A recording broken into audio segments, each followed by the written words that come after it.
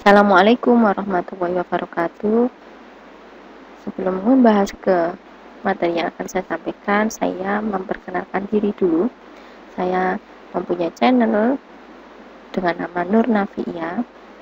Saya sebagai dosen di Universitas Islam Lamongan. Kemudian pendidikan saya S1 di Universitas Islam Lamongan. Kemudian S2 saya di STTS. Dan saat ini saya menempuh S3 di ITS sejak tahun 2019. Nah, beberapa penelitian saya nanti bisa dicek di Google Scholar atas nama Nur Nafia.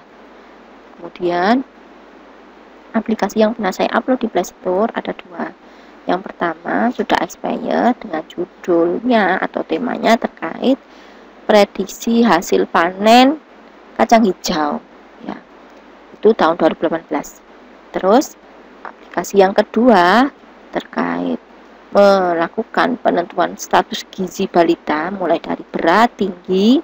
Nanti aplikasinya cek dengan nama Gita atau Sebayu Gita. Terus aplikasi yang pernah saya kerjakan ada di repository, yaitu nanti bisa dicek di GitHub dengan nama Nur Naf, ya. Dan buku yang pernah saya terbitkan ada 3, yaitu buku terkait kecerdasan buatan, terus buku terkait pengolahan citra digital, dan terkait data mining, yaitu clustering penghasilan penduduk terdampak COVID-19. Langsung saja materi yang akan saya sampaikan. Sebelumnya saya sudah pernah membahas hierarchical data. Mulai dari data itu akan bisa kita olah, kemudian akan menghasilkan informasi. Cara mengolahnya cukup menggunakan statistik dasar atau statistik deskriptif. Kemudian data kalau sudah diolah menggunakan mesin learning atau soft computing atau metode atau algoritma, maka akan menghasilkan knowledge. Knowledge ini bisa berupa model, ya, atau pola. Nah, sumber lainnya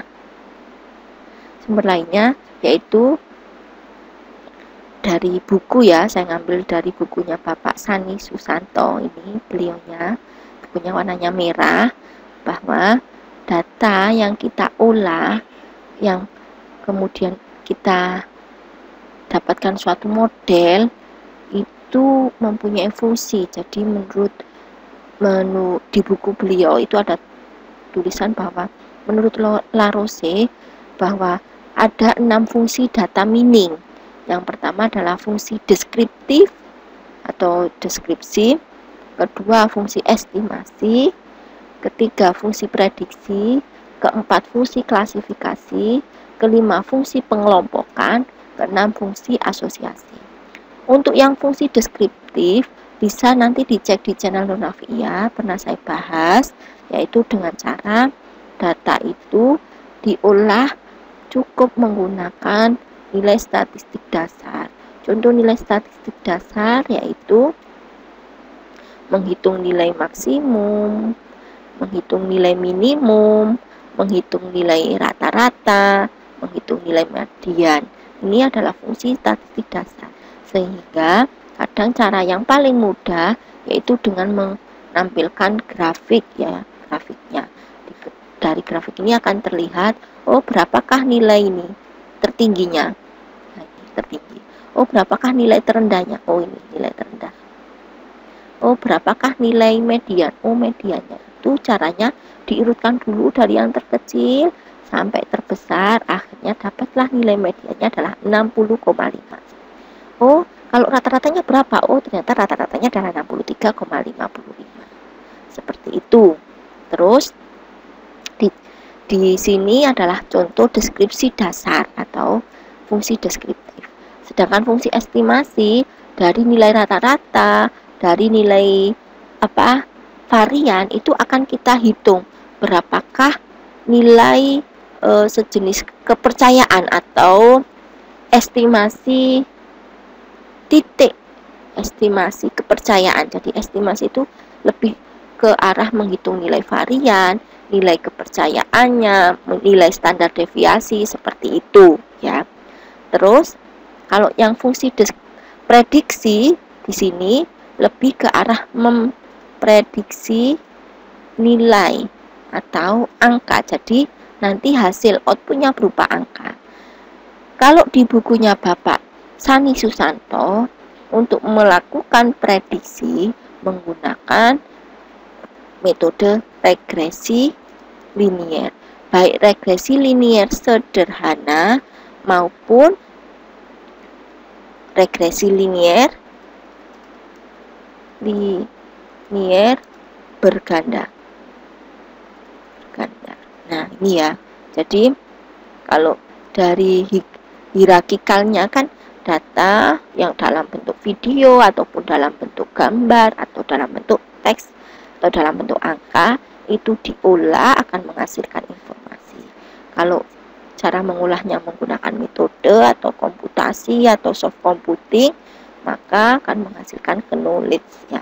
Knowledge ini bisa berupa model, bisa berupa apalagi ya, pola dan seterusnya. Kemudian salah satunya fungsinya yaitu fungsi prediksi. Metodenya bisa menggunakan regresi linier sederhana ataupun regresi linier berganda. Outputnya dalam bentuk angka ya. Berikutnya fungsi klasifikasi. Kalau di bukunya Bapak Sani Susanto, fungsi klasifikasi di sini itu menghasilkan kelas ya, menghasilkan kelas atau dalam output kategori.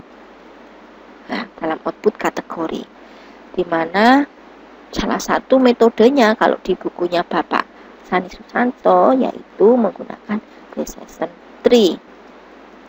Contoh decision tree itu mulai dari ID3, C4.5, atau kalau di buku ini yaitu menggunakan chart ya. Kepanjangan dari chart yaitu ini ya, klasifikasi and regression tree. Nah, ini kepanjangannya. Saya geser ke sini dikit. Nah, seperti ini. Ini kalau di bukunya Bapak Sani Susanto. Apakah selain metode ini ada lainnya? Ada, ya ada. Terus fungsi pengelompokan. Nah, kalau fungsi pengelompokan lebih tepatnya yaitu hasilnya berupa ini ya, map kelompok ya. Hasilnya adalah berupa menghasilkan map kelompok. Map kelompok itu berarti baris pertama sampai berapa, mungkin itu kelompok berapa. Baris kesekian sampai sekian itu kelompok berapa. Jadi lebih kayak menghasilkan map ya. Map itu berupa grafik atau istilahnya ya berupa diagram yang data-data tersebut itu terkelompok ya. Kalau di bukunya Bapak Sani Susanto, metode yang digunakan adalah metode Kamin. Jadi cukup sederhana, Kamin. Selain itu adakah metode lainnya? Banyak ya, banyak. Di beberapa video saya ya, di channel Nur Nafia ya, di channel Nur Nafia nanti bisa di search, itu banyak sekali metode terkait clustering. Ada playlist ya, ada playlist sendiri yaitu membahas terkait clustering. Nah, ini clustering ya. Dan juga nanti di video saya terkait klasifikasi, langsung fokus ke klasifikasi juga ada. Di playlist nanti bisa dicek. Ada juga yang terkait prediksi, juga langsung bisa dicek di sini prediksi. Itu fungsi yang nomor 6. Fungsi yang nomor 5. Fungsi yang ke-6 atau yang terakhir yaitu asosiasi, yaitu menghasilkan rule ya. Menghasilkan rule. Di sini rule-nya berupa contoh misalkan kalau orang membeli brokoli itu kemungkinan juga membeli kron misal ya. Jadi lebih ke hubungan antara data satu terhadap data yang lainnya. Jadi Biasanya kalau orang membeli asparagus juga akan membeli beans. Nah, kayak gitu. Jadi ada metode namanya a priori. Ada metode namanya di sini market basket analysis MBA. Jadi kalau yang di bukunya Bapak Sani Susanto itu menggunakan metode MBA. Nanti dihitung supportnya, dihitung confidence-nya. Itu terkait beberapa fungsi data mining ya, fungsi data mining.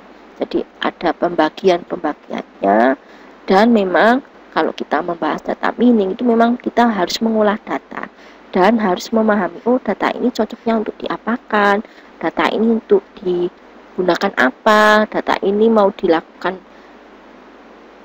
apa klasifikasi atau prediksi, itu benar-benar harus kita pahami ya, tidak asal. Jadi oh kalau klasifikasi itu harus seperti ini, oh kalau prediksi harus seperti ini, itu harus kita pahami karena setiap metode mempunyai langkah, tahapan, dan cara yang berbeda dengan metode lainnya.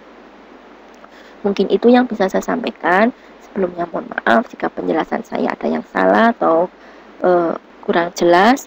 Terima kasih sebelumnya, mohon maaf. Sekian, assalamualaikum warahmatullahi wabarakatuh.